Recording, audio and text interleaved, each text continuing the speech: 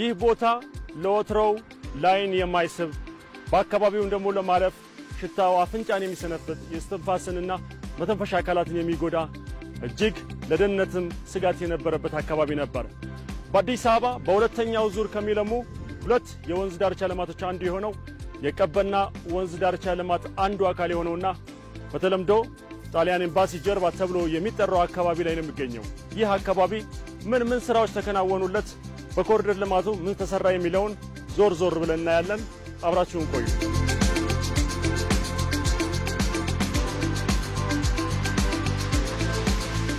በዚህ በቀበና ወንዝ ዳርቻ ልማት ከተሰሩ ስራዎች መካከል ነዋሪው ክረምት ከበጋ ሳይቸገር የሚሻገርበት ድልድይ አንዱ ሲሆን ከዚህ በተጨማሪም የወንዙ መጠበቂያና ስነ ምህዳሩን የሚያለሙ አረንጓዴ ልማቶች ተከናውነውለታል።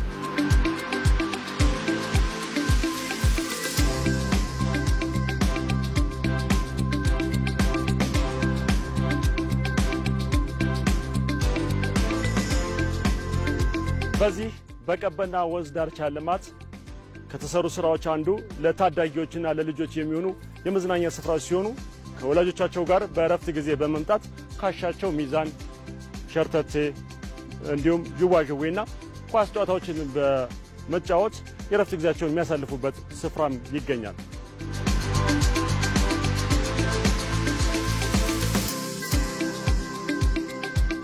አሁን የምንገኝበት የቀበና ወንዝ ዳርቻ ላይ ነውና የወንዝ ዳርቻ ልማትን የሚያስተባብሩት እርስዎ ኖት። ምን ስራዎች ተሰሩ ማለት ይቻላል? ይህ አካባቢ ተፈጥሮውና ሁኔታው ምቹ ስለሆነ እነዚህ አይነት ፕላዛዎች ተገኝተዋል። ይሄ ላይ ሰርግ እና የተለያዩ ኢቨንትስ ማከናወን ይቻላል። ከዛ ከላይ በላኩ ደግሞ ያለው የመጫወቻ ሜዳ አለ፣ የእግር ኳስ ሜዳ አለ። ከሱ ላይ ደግሞ መቀመጫዎች አሉ። በዚህ በላይ በኩል ተሻግሮ የምታዩት ከማዶ የምታየው ተንጠልጣይ ድልድይ ያለው ወደ 500 ሜትር ያንን ተንጠልጣይ ድልድይ ተሻግሮ ከላይ የምናያቸው ካፍቴሪያ፣ የልጆች መጫወቻ፣ የመኪና ፓርኪንግ፣ የሳይክል ፓርኪንግ የመሳሰሉ አሉ ማለት ነው። እነዚህን በዚህ ሰርኩሌት አድርጎ ችኛዋንም ድልድይ ተሻግሮ ወደዚህ የሚገናኝበትና በሁለቱም አቅጣጫ የሄዶ ቤላ ጋር የሚገናኙበት ሁኔታ ነው ያለውና በጣም ደረጃውን የጠበቀ የኮንክሪት አስፋልት አለ። ይሄ ለወክዌይ ይሰራል።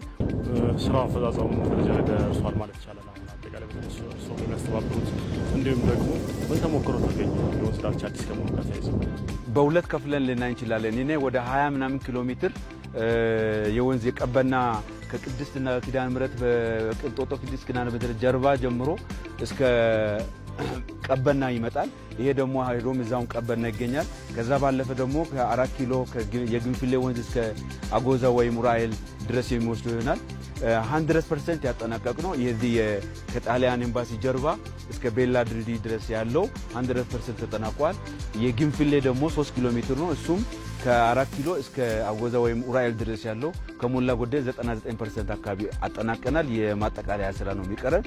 ሌሎቹ ክረምቱ ከመግባታቸው በፊት በ100% አጠናቀን ለአገልግሎት ክፍት የምናደርግበት ሁኔታ እንፈጥራለን ማለት ነው።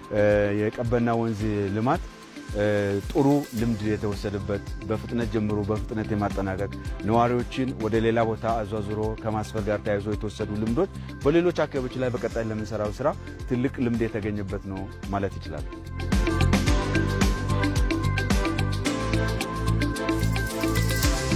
በሁለተኛው ምዕራፍ ከሚገነቡ የወንዝ ዳርቻ ልማቶች አንዱ በሆነው የቀበና ወንዝ ዳርቻ ልማት በተለምዶ ጣሊያን ኤምባሲ ጀርባ አካባቢ የሚገኘው ይህ ተንጠልጣይ ድልድይ አንዱ የስራው አካል ሲሆን ይህ ድልድይ ለቱሪስት መስህብነት ከማገልገል ባሻገር ከወንዙ ግራና ቀኝ ለነበሩ የህብረተሰብ ክፍሎች እፎይታን የፈጠረ ነው።